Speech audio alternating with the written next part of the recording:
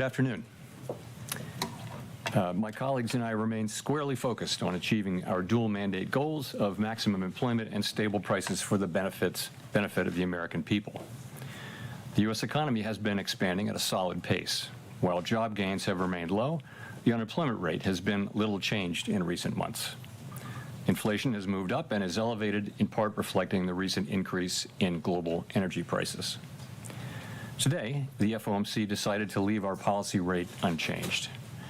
We see the current stance of monetary policy as appropriate to promote progress toward our maximum employment and 2% inflation goals.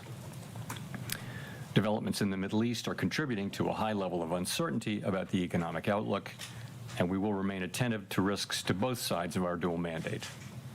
I'll have more to say about monetary policy after briefly reviewing economic developments. Recent indicators suggest that economic activity has been expanding at a solid pace. Consumer spending has been resilient, and business fixed investment has continued to expand at a brisk pace. In contrast, activity in the housing sector has remained weak. In the labor market, the unemployment rate was 4.3% in March and has changed little in recent months. Job gains have remained low. A good part of the slowing in the pace of the job growth over the past year reflects a decline in the growth of the labor force due to lower immigration and labor force participation, though labor demand has clearly softened as well. Other indicators, including job openings, layoffs, hiring, and nominal wage growth, generally show little change in recent months. Inflation has moved up recently and is elevated relative to our 2% longer-run goal. Estimates based on the Consumer Price Index and other data indicate that total PCE prices rose 3.5% over the 12 months ending in March, boosted by the significant rise in global oil prices that has resulted from the conflict in the Middle East. Excluding the volatile food and energy categories, core PCE prices rose 3.2% over the 12 months ending in March. This relatively high rate largely reflects the effects of tariffs on prices in the goods sector. Near-term measures of inflation expectations have risen this year, likely because of the substantial rise in oil prices. Most measures of longer-term expectations remain consistent with our 2% inflation goal. Our monetary policy actions are guided by our dual mandate to promote maximum employment and stable prices for the American people. At today's meeting, the committee decided to maintain the target range for the federal funds rate at 3.5% to 3.75%. The economic outlook remains highly uncertain, and the conflict in the Middle East has added to this uncertainty. In the near term, higher energy prices will push up overall inflation. Beyond that, the scope and duration of potential effects on the economy remain unclear, as does the future course of the conflict itself. We will continue to monitor the risks to both sides of our dual mandate. We are well positioned to determine the extent and timing of additional adjustments to our policy rate based on the incoming data, the evolving outlook, and the balance of risks. Monetary policy is not on a preset course, and we will make our decisions on a meeting-by-meeting basis. This is my last press conference as chair, and I will close with a few thoughts. First, I want to congratulate Kevin Warsh on his advancement out of the Senate Banking Committee this morning. This is an important step forward, and I wish him well as that process continues. The Federal Reserve exists for one fundamental purpose: to foster the economic conditions in which American families and businesses can thrive. Stable prices, a strong job market, and a financial system they can depend on. Every decision we make, whether about interest rates or regulatory and supervisory matters or other issues, is made in service of that purpose. Our decisions reflect the collective judgment of the Board of Governors and the Federal Open Market Committee, colleagues who demonstrate analytical rigor, principled judgment, and a genuine commitment to the public interest. Our collaborative and deliberative process has long reflected a shared commitment to finding common ground in service to our mission. This institution is resilient, capable, and staffed by professionals of extraordinary talent and exceptional dedication. It has been a privilege to serve alongside so many great public servants at the Board of Governors and around the Federal Reserve System. The Fed's work is only as effective as the public's understanding of it, and you, the press, are essential to keeping the public informed about what we do and why. The people we serve benefit from your careful reporting. I welcomed the announcement last Friday by the U.S. Attorney for the District of Columbia that she had closed the criminal investigation. She also noted, however, that she would not hesitate to restart the investigation. Over the weekend, the Department of Justice provided assurances that they will not reopen the investigation unless there's a criminal referral from the Fed's Inspector General. And, absent such a referral, if they do appeal the recent court decision, they would not seek, as part of that appeal, to restart the investigation or send new subpoenas. I've said that I will not leave the board until this investigation is well and truly over with transparency and finality, and I stand by that. I'm encouraged by recent developments, and I'm watching the remaining steps in this process carefully. My decisions on these matters will continue to be guided entirely by what I believe is in the best interest of the institution and the people we serve. After my term as chair ends on May 15, I will continue to serve as a governor for a period of time to be determined. I plan to keep a low profile as a governor. There's only ever one chair of the Federal Reserve Board. When Kevin Warsh is confirmed and sworn in, he will be that chair. Once sworn in as board chair, his new colleagues will elect him to chair the FOMC as well. As I regularly point out from this podium, our success in delivering our goals matters for all Americans. I'm confident that the Fed will continue to do its work with objectivity, integrity, and a deep commitment to serve the American people. Thank you, and I look forward to your questions.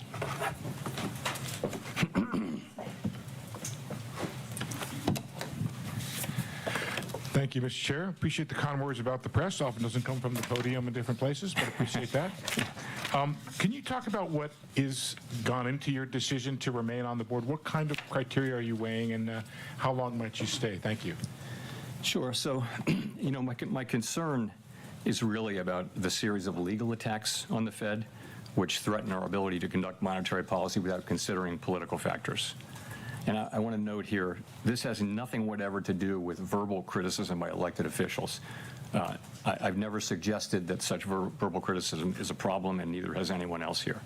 But these legal actions by the administration are unprecedented in our 113-year history, and there are ongoing threats of additional such actions. I worry that these attacks are battering the institution and putting at risk the thing that really matters to the public, which is the ability to conduct monetary policy without taking into consideration political factors. It is so important for our economy, for the people that we serve, that they can depend over time on a central bank that operates that way, free of political influence. It's part of the absolute foundation of this amazing economy that we have. It's just one of the many reasons why the U.S. economy is the envy of the world. That piece of institutional architecture separates successful countries from unsuccessful countries. It is extremely important, not for the people who work at the Fed at any given time, but for the people that we serve, that the Fed remain able to conduct monetary policy in a way that doesn't get pulled into politics, trying to help or hurt any particular politician or political party. It's critical for the people that we serve. In terms of when I would leave, I will leave when I think it's appropriate to do so. Was that all your questions, or was that? Well, I just have a follow-up, which is, what would you say to the criticism that by remaining on the board, you're actually taking a political act and denying President Trump the majority of the board, which as president he would have if you left? I don't see that at all. As I mentioned, I'm literally staying because of the actions that have been taken. I had long planned to be retiring, and the things that have happened in the last 3 months have, I think, left me no choice but to stay until I see them through at least that long. In addition, I don't see how this will interfere. My intention is not to interfere. I was a governor for almost 6 years, and the tradition is at the Fed that governors who understand how difficult the role of chair is, and as a soon-to-be former chair, I do understand how hard it is to get consensus with 19 strong-minded people.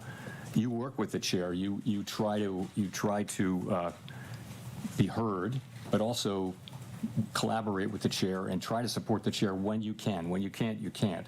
And I think that's the attitude that people generally take, and that's the attitude that I'll take. Nick.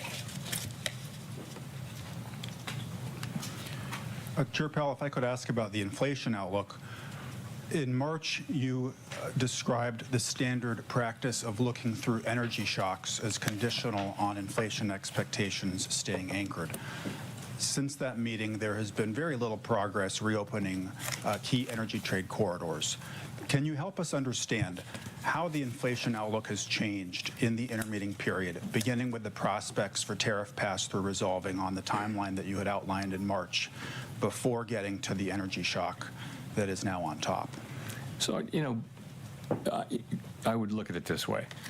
For a long time, we've been working on the hypothesis, really, that tariffs would lead to a one-time price increase and that would go away over time. In other words, that there would be no further change, so measured inflation wouldn't reflect that higher level going up more and more. And it's time for that to happen. We really do expect that to be happening in the next 2 quarters. So we'll be watching very carefully to see that what we've thought all along would happen. That's the kind of critical part of the forecast. We need to really see that. With energy, it's so hard to say. I mentioned, in sort of the textbook, you would look through an oil shock because they tend to be short-lived and they tend to revert, and monetary policy works with long and variable lags, so you wouldn't necessarily react right away. I think that is all the more true given that we're several years above 2% inflation and that we're already looking through the tariff shock. So I think we're going to be very cautious about that. But the question about looking through energy really is not in front of us right now. It hasn't even peaked yet. And I think we'd want to see the backside of that and progress on tariffs before we even thought about reducing rates. So if I could follow up, the statement today preserves language that has taken on some meaning as it was socialized when the committee was actively lowering rates. Why is that easing bias still ripe, given how different the inflation outlook is now versus a meeting or two ago? And what more would have to happen for it to get evicted? So that was, as you will recall, we had a discussion about that at the last meeting, and we talked about it in the press conference after the March meeting. We had the same today. We had quite a vigorous discussion about that very issue and the guidance, and is it still appropriate, and that kind of thing.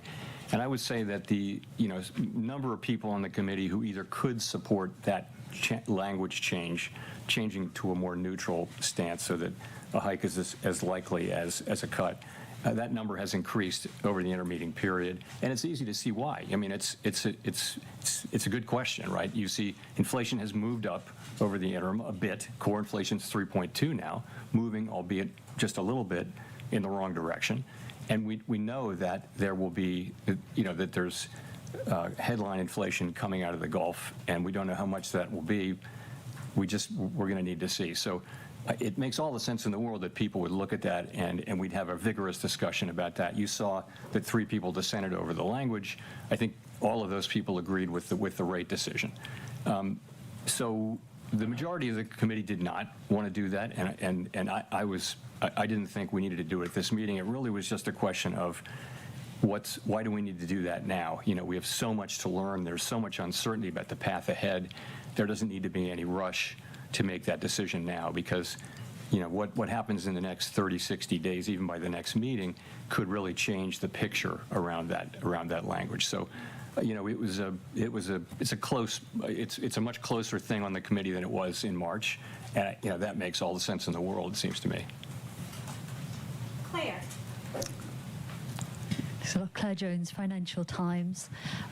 Just going back to this issue of the easing bias, we've now got oil approaching $120 a barrel when it comes to the benchmark Brent crude. If it stays around those levels 6 weeks from now, what would be your best guess as to whether the easing bias will still be in the statement? Thank you.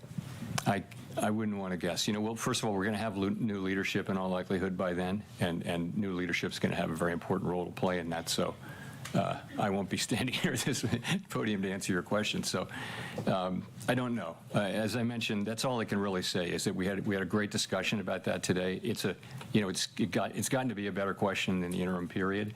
We had the discussion. A majority are still on the page of not feeling the need to move to that level, and that's where I am.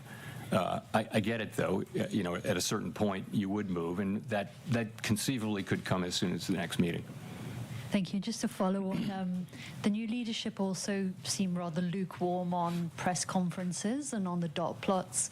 What would your advice to him be on these communication tools? So I'm not going to give him any advice through you today here, but I think communications generally is. I think every incoming chair takes a look at communications, and it's a very healthy thing. I mean, communications it's very complex, and you can always be looking at new things, and if that happens, it feels like it's going to happen. That's a completely appropriate thing. Neil. Hi, Chair Powell, Neil Irwin with Axios. Can you tell us if you've been in touch with incoming Chairman Warsh? To what extent is this a normal transition process versus all the things swirling around, something unusual, and what can we expect when he takes that podium in a few weeks? I haven't seen him since seeing him at a dinner in January where I congratulated him and had a nice chat with him. Haven't seen him. I don't know what a normal process is. The last process was with Janet Yellen, with whom I had worked for 6 years, and so it was. We were sitting down the hall from each other, so it was a very different thing. I think this is and will be a very normal, standard kind of a transition process. So that's what I expect. I have every reason to think it will be. Quick follow-up: is the Supreme Court ruling on Governor Cook a factor in when you may leave as a governor? I wasn't thinking of it as such, but no, not really. I mean, I'm thinking more of the other things I mentioned. Chris. Hi, thanks for taking our question. I wanted to ask a question about your tenure, and Chris Rugaber at Associated Press. During your tenure as chair, you often spoke about how disadvantaged Americans benefited from extended periods of low unemployment. In the new framework the Fed adopted in 2020, some economists say elevated the Fed's employment mandate. Are you worried that the pandemic inflation spike that followed will make future Fed chairs more reluctant to pursue a hot jobs market, and should they be? I don't know the answer to that. I mean, what we experienced in the teens, the mid-teens, was really low levels of unemployment for a long period of time and no reaction from inflation. And we all very much took notice of that. We also noticed that the biggest wage gains were going to people at the bottom end of the income spectrum.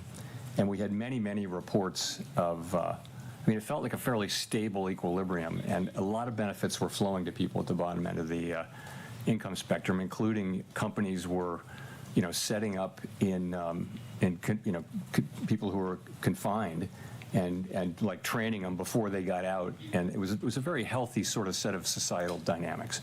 So of course, I think anybody would love to get back to that.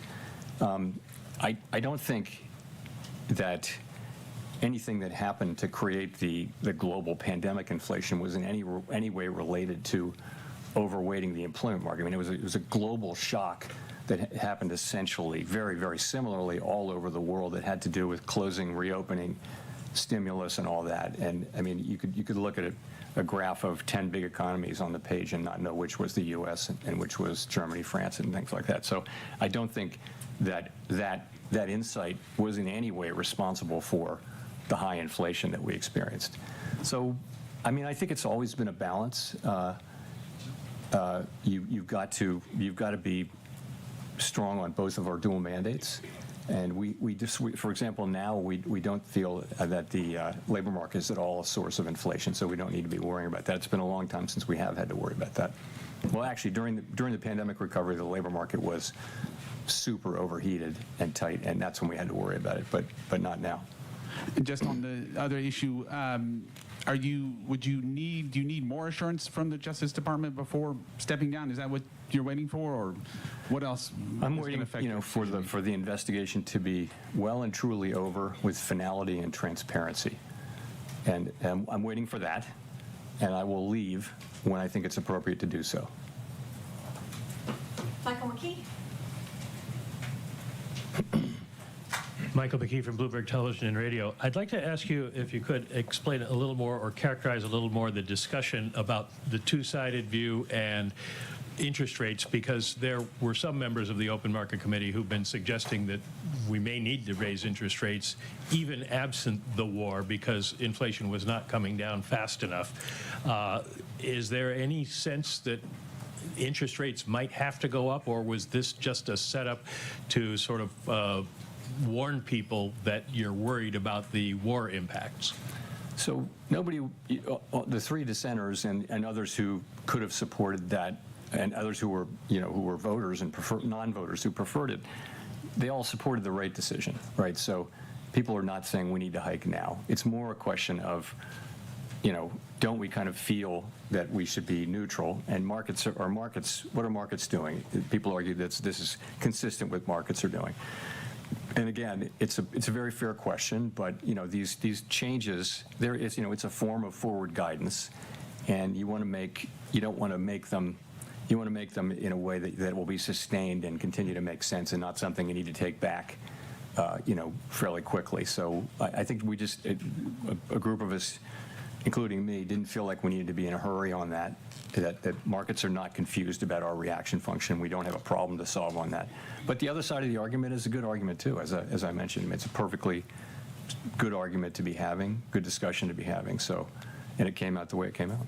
Well, you've got three dissents in favor of two-sided warning. You've got yourself staying on the board.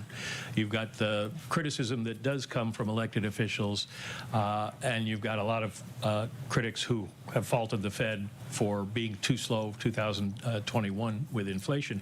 Are you worried about Fed credibility under all of this? Is that one reason that you want to stay on? Not driving my thinking now. I mean, monetary policy is going to get made by, 19 people. There's a lot of stability there. I mean, if you think about it, every new Fed chair has the same situation, which is you've got 18 colleagues on the FOMC, 11 of them vote during any year, and your job is to create consensus. It's to talk to them, understand them, be inside their thinking, and be able to pull them together and get consensus and move. And that's what every Fed chair has to do. And I think Kevin Warsh is actually quite well. He has the capabilities, skills to be very good at that, I would think. So I think I'm not so worried about that process. I think that'll work itself out. Howard. Thank you, Chair Powell. Howard Schneider with Reuters. You mentioned that staying on as a governor, you intend to keep a low profile. I'm just wondering if you could give us a little more detail on what that looks like and how you can... Touche. Walk down the steps. What that looks like, and particularly around the policy discussion, how you're able to have your intervention and not be a shadow chair and not have a kind of an outsized influence over the process. Yeah, that's just something I would never do. The shadow chair thing. No, I don't know what the exact specifics of it will be, but I'm going back to being a governor. I respect the role of chair. I was a chair. I was a governor for 6 years, and I know what that's like. I know, and I had a pretty front row seat particularly with Chair Yellen, to whom I was close when I worked with Chairman Bernanke for 2 years, but I was brand new at that time, so I got a sense of what it was, and I had real sympathy for how hard it is to get that group to consensus. And I always felt like I don't want to add to that unnecessarily, and that means try to support the chairs where the direction the chair wants to go in, if you can. If you can't, you can't. And I think that's the way it's always worked there, because the chair only has one vote, plus the ability to develop consensus. And if people won't be, they won't, if they're not flexible at all, then how do you ever do that? And so that's why the authority the chair has really is to develop relationships with people and work with them, and then put something forward that has consensus. And I propose to be a very constructive participant in that process, really out of respect for the office of the chair. And in your view as a soon-to-be governor, How do you see the risks of oil prices bleeding into core inflation in coming weeks? Because that was, it seems like the commentary that was coming from particularly some of the Reserve Bank presidents, they were elevated concerns about the bleed into core. And, here we are with 3 dissents now. What do you see as the prospect of a core inflation problem? Those prospects are real. Remember, though, and they're real, and the real thing is we're going to have to wait and see. We're going to need to see. And the good news is we think our policy stance is in a very good place for us to wait and see. We're right kind of at the high end of neutral or perhaps mildly restrictive. The labor market shows more and more signs of stability, whereas inflation is kind of misbehaving. And so maybe a little bit of restriction or the high end of neutral is just the right place to be. So we can wait here and see how things work out before we act. And we'll see how much how much does come through into core. You see it already in airfares, of course, but you may see it in many other places. We just don't know yet, and it's so unknowable because how long will the strait be closed? You can develop any number of scenarios that you want, but we really won't know until we know. So fortunately, we're in a good place to wait and let things develop.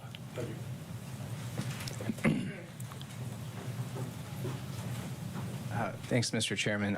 You started holding post-meeting press conferences for every meeting as opposed to the ones with just with SEPs. Can you talk about why you see that as a net positive? So we always said when we were doing quarterly press conferences, we always said we can move at any meeting, but we only ever moved at the quarterly SEP meetings where we had the press conference. So if you think about it, during the pandemic, we were moving like a lot at every meeting and sometimes between meetings. And doing that without a press conference, I think, would have been quite challenging. It's become the industry norm. It's the standard. I don't know whether that has to remain that way. I don't know. I mean, it's just something people have become used to. And I do think it's quite helpful to I try to deliver a message on behalf of the committee rather than 18 other people going out and delivering their message, and it's going to be all over the place because we do, thankfully, have widely disparate views. Okay, thanks. The other thing I wanted to ask about was the communications review from last year. Could you describe the debate last year, what changes were considered, what you wanted, and what prevented any action on those changes? So I'm not going to go into the real small specifics, but what we found very quickly was that making really large changes, for example, to the dot plot or the SEP, we couldn't come up with anything that had really broad support on the committee. And so we just moved on. We didn't really do as much on that as we might have. And I was never the world's biggest fan of the dot plot, but you can't beat something with nothing. And we've looked at a bunch of things, and it's something. Like I said, I think every new chair is going to look at our suite of communications, and think about what would be changes. We are the only major central bank that doesn't publish a forecast, and that's because we have a 19-person committee, and you try to do that at the board. That's hard. At the committee, that's hard. It's hard if you do it at the staff. So it works. I think our communications are fine, but looking at doing it in a different and better way is the most natural thing in the world.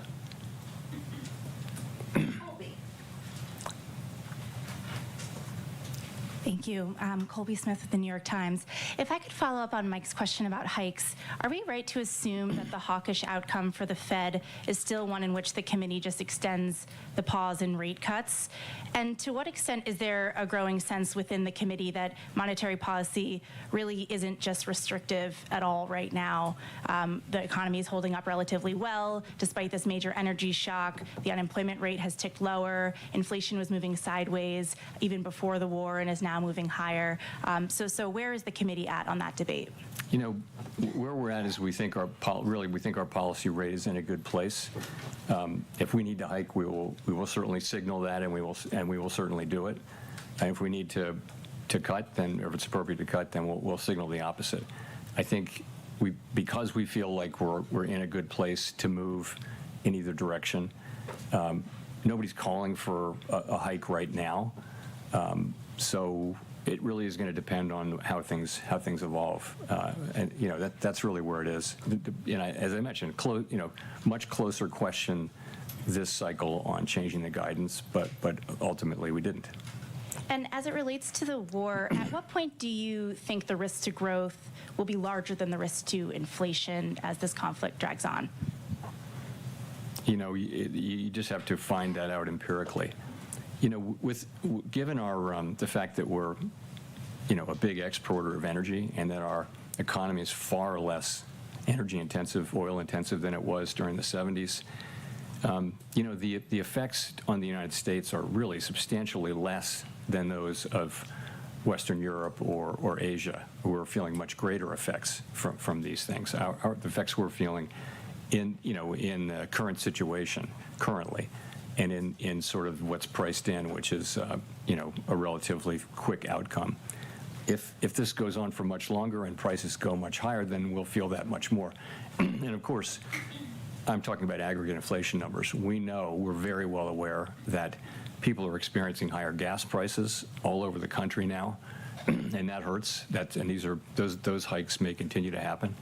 And other things are going to start to reflect airline fares I mentioned, and other products and services that are dependent upon petroleum and derivatives of petroleum. People are going to start to feel that.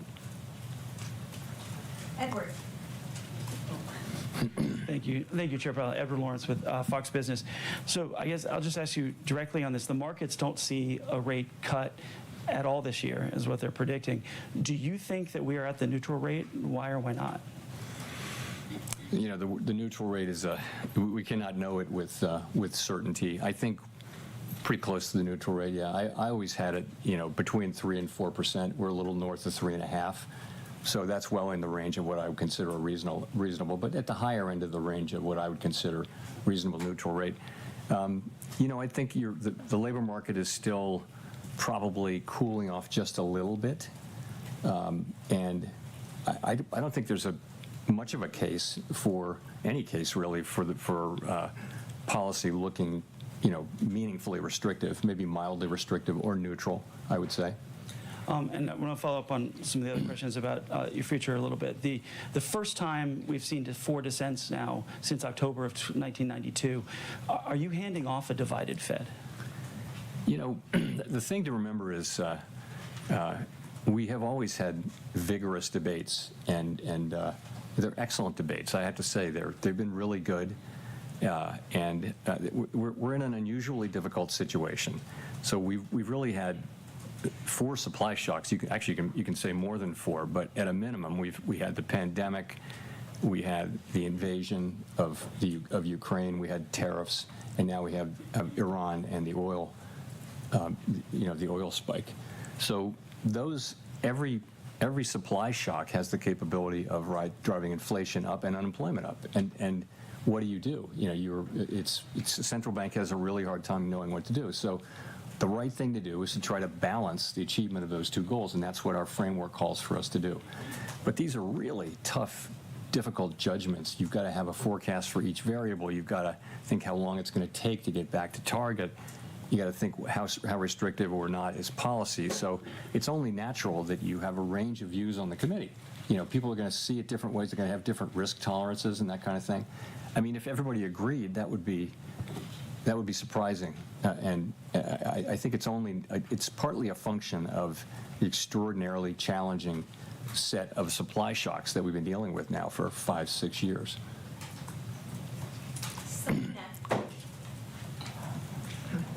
Thank you so much, Chair Powell. Selena Wayne with ABC News. Are you confident that Kevin Warsh will stand up to political pressure from President Trump? So he testified very strongly to that effect in his hearing, and I'll take him at his word. And when it comes to gas, right now it's over $4 a gallon. Inflation just hit a 2-year high. Should Americans expect to be paying higher gas prices for the rest of this year? And in your view, does that take a rate cut off of the table? And secondly, by staying on as Fed governor, what message do you think you're sending to the president? I don't know what gas prices are going to do for the rest of the year. And it will depend on how long the strait remains closed and how quickly it can be reopened and that kind of thing. But remember, when gas prices go up, that's disposable income coming out of people's pockets, so they're going to spend less on other things. So there will be a hit to GDP. So it's a, it's a question whether spending, goes down to offset the inflationary effects. So it's not, the answer isn't obvious ex ante whether you should move your rate over because of that. We'll have to see how it evolves. And the message it sends to President Trump by staying on? I'll stand on what I said earlier. Victoria. Hi, Victoria Guido with Politico.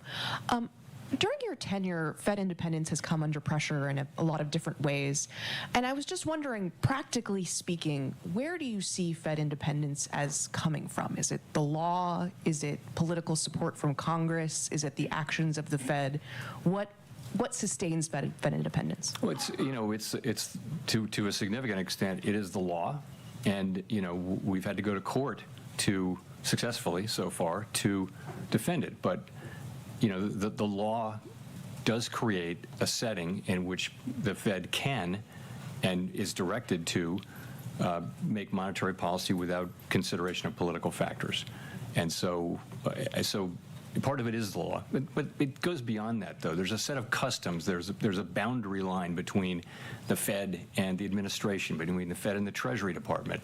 And we need to respect those, continue to respect those boundaries about what the Fed is responsible for and what the Treasury is responsible for and what the rest of the administration is responsible for. So some of it is legal. In fact, it's all legal at the end of the day, but it's more than just monetary policy. We don't want to use our tools we haven't wanted to use our tools to achieve goals that are really clearly outside our mandate. Every administration looks at our tools and thinks that would be good to repurpose those to serve other purposes, but that's dragging us into politics and into fiscal policy. So we've resisted that. Well, and maybe another way of asking it, too, is do you think that Fed independence is as strong now as when you became chair? And if so, why? Look, I think it's at risk. I mean, I think these legal assaults, if you will, as I mentioned, the institution is being battered over these things. We're having to resort to, the courts to enforce our legal, it's not so much independence. It's really the ability to make monetary policy without political considerations. That's what we're talking about. And we've had to do that, and we've been successful so far, but that's not over. None of that is concluded yet. And it's really important. It's not about people who work at the Fed or the institution. It's about the benefits of a central bank that makes decisions based on analysis and our best thinking, rather than trying to help or hurt politicians. It's that there's a bright line between central banks who do one and do the other, and successful countries have uniformly, successful advanced economy countries have a really strong set of protections around their central bank just for that reason. So that's what it's all about. I think I am confident, as I said in my remarks, that the Fed will continue to make its decision based on analysis, rigorous analysis, and not on political considerations. But we've had to fight for it, and I'd like to think that we can get out of that era and go back to respecting, what the law says and what custom has been, which is to, let the Fed do our thing. It's an institution full of human beings who work super hard to get things right for the benefit of the public. We're all human. Don't expect perfection, but do expect us to make, decisions without political considerations and the very best analysis we can bring.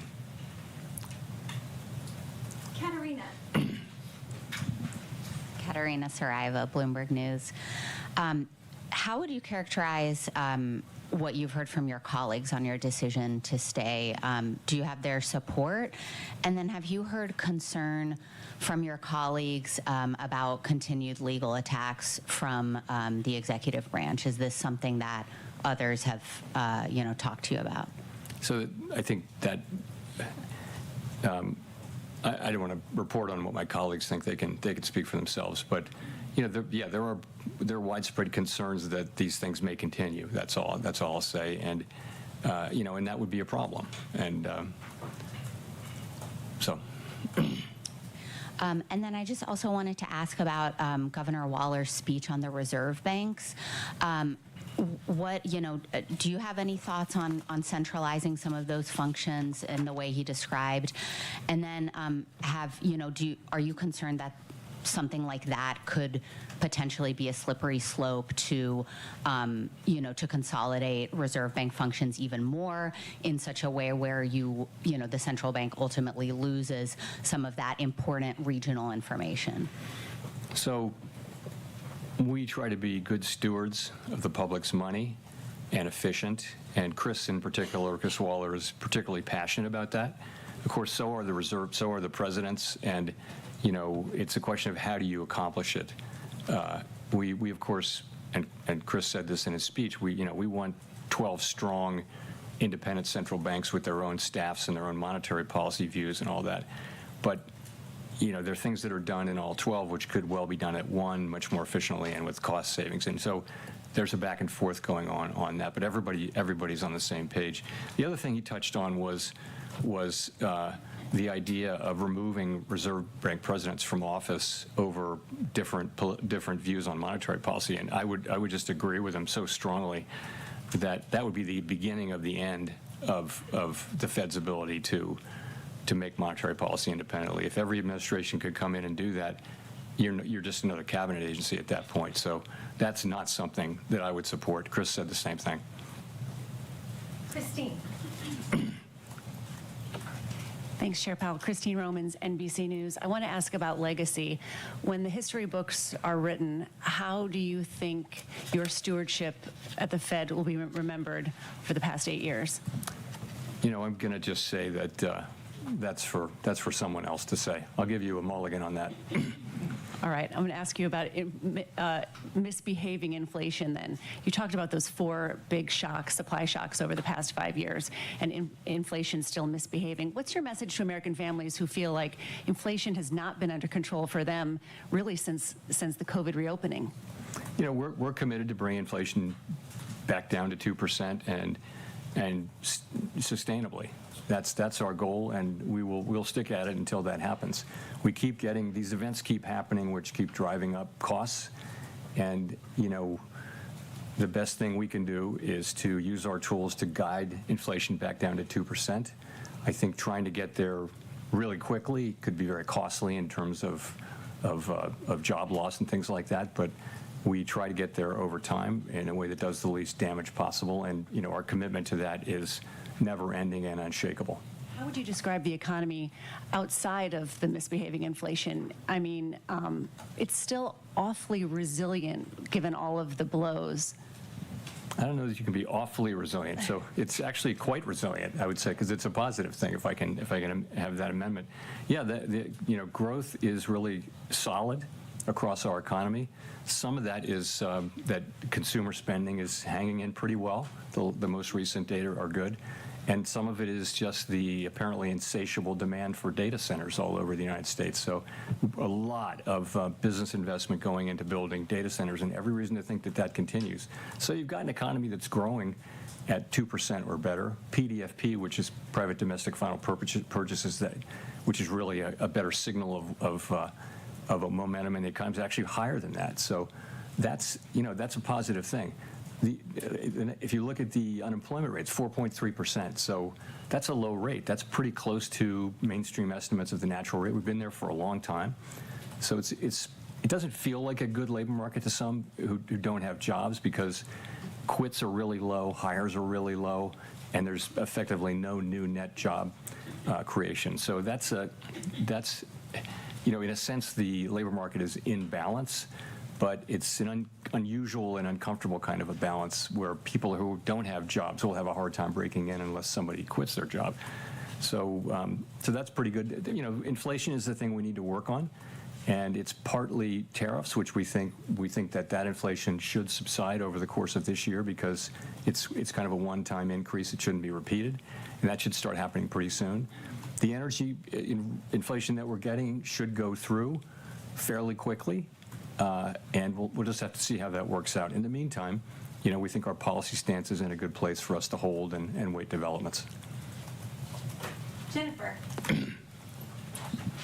Thank you, Chair Powell. Jennifer Schonberger with Yahoo Finance. At the risk of beating the dead horse here, clearly 3 members objected to keeping that easing bias in the statement. And you said that the majority still didn't need to move to new language at this point. So does the majority of the committee still have a bias towards cuts at this point, or has the bias on the committee shifted away from cuts towards holding or hikes if that was needed? So I think that, the center is moving toward a more neutral place, and that's sort of what markets are saying too. I just think, there's a lot of signaling going on when you change guidance like that. And so we just, I guess a majority of us didn't feel like we needed to send a signal on that right now.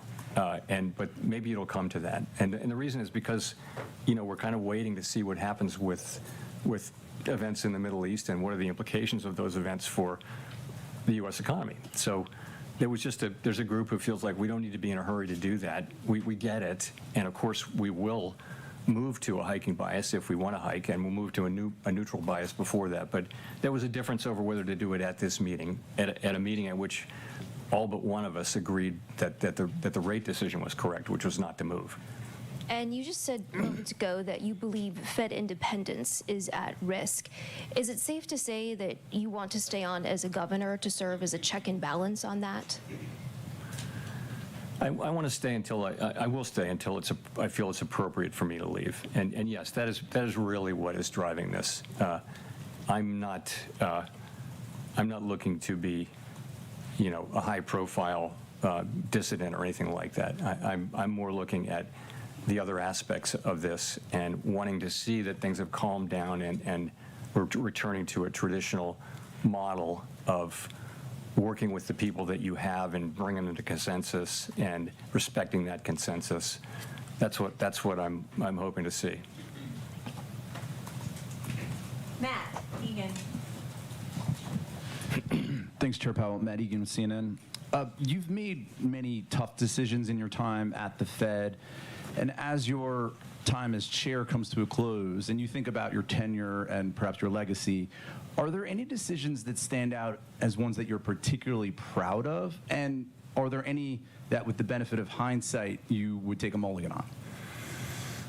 Yeah, it's hard. I wouldn't want to single out individual things at this point. I'll just say, all of us together have consistently tried to do what we think is best for the American people based on our tools and our objectives that Congress has given us. It's been very challenging because we've been in a situation of supply shocks really for 6 years, and that's just a very different situation than for a very long time. What the Fed and other central banks were doing all the time was demand management. And there was always the inflation mandate, but inflation was low for 25 years. So this is a very different world and a much more challenging one where you have to balance the two objectives. And by the way, central banks that have an inflation mandate have to do exactly the same thing because they're balancing economic activity. So that's been challenging, and we've tried to do our very best through these really challenging times, and I'm really proud of the work that I've done, that my colleagues and I have done during these years. Now, to follow up on some of the discussion around Fed independence, can you explain to the public why this notion of Fed independence, which might sound kind of wonky to some, is so critical? I mean, what are the consequences if either the Supreme Court rules against Lisa Cook or the Fed in the future decides to make decisions more around the political calendar instead of the economic data? So every major advanced economy in the world has made the same decision the United States has made, and that is that they want to take the making of monetary policy, the setting of interest rates to support the economy, to achieve maximum employment and price stability. They want to take that out of the direct control of elected politicians. And the reason is elected politicians are always running for election, and they'll always want low rates, and that will lead to inflation over time. So after literally centuries of experience with that, the whole world moved to the different model, and it's worked great. I mean, this is the era in which inflation was under control for 40 years. Then we had the pandemic, inflation everywhere in the world, and now we have inflation that had gone pretty much all the way back to target, really close to all the way back to target, and now is being buffeted by the energy shock, and the U.S. buffeted by the tariff shock as well. So, but what I would say to the general public is that's the backstory, is that don't think about it, an institution being independent. Think about it this way, that you want people to make monetary policy and set interest rates to benefit the general public and to try to achieve economic goals, which are maximum employment and price stability, and focus only on that and ignore political considerations, completely ignore them. This isn't bipartisan, this is nonpartisan. So we just work directly for the American people doing these things. We don't think, oh, I want to do this because the president says it's a good idea, or because there's an election coming up and I want to speed up or slow down the economy. I mean, think about that. If that's what we were doing, we'd have no credibility. Markets would lose faith in us, and our ability to control inflation and have any respect would be gone. And let me say, whatever people say, the markets believe in that we will produce 2% inflation. If you look at longer run expectations, markets believe that there's no sense in which our credibility in the markets has weakened. It's just not the case. It's people do get it, that this is our commitment and that we will achieve it, and it's priced in. If you disagree with that, then you can go ahead and bet against the markets, but the markets are pricing in Fed credibility. Okay, we'll go to Richard for the last one. Thank you, Chair Powell. Richard Escobedo with CBS News. We've talked a lot about gasoline prices and even you mentioned airline ticket prices, both of which are up dramatically because of the war in Iran. And so I wonder, are you seeing that weigh down consumer spending in other parts of the economy? And if so, how worried are you that that will be a drag on growth? You don't see it in spending yet. You really don't. I mean, as one of your colleagues said, the economy has been resilient. It really has. Not just this time, but it's been remarkably resilient for some years now. The U.S. economy has just powered through shock after shock, and consumers are still spending, and that's what the banks will tell you, credit card companies will tell you, the retail sales numbers that we got most recently. People are still spending, and how long can that go on in a world where if gas prices were to go up a bunch more, that's taking otherwise spendable money out of people's pockets. But right now, we don't actually see much slowdown yet, certainly none from this, but you think logically you will, because people have a certain amount of money to spend. If they're spending 25% more on gas or something like that, then that's going to come out of other spending. But we don't see it yet. One last thing. You mentioned those economies in Southeast Asia that are particularly dependent on petroleum. They make a lot of the stuff that American consumers buy. So was there any discussion today about whether or not those costs getting passed along to consumers is a real concern, and whether or not that might push up inflation? So all of those things are in the models that we use to calculate inflation. So they're just parts. You can ask about anything like that, and they have a place. The staff has a place where they're looking at that and pricing in what will happen with higher prices and that kind of thing. So it's there. The effects are not that big yet. We're a huge economy. The import sector is only 10% of the economy, so we're not like a European country where 50% of the of GDP is in the external sector. We're also, as I mentioned, we're an oil exporter, so we're not feeling the same kind of pain, and we're not likely to feel the same kind of pain that economies in Western Europe and certainly in Asia are feeling. Anyway, thank you very much, everyone. I won't see you next time.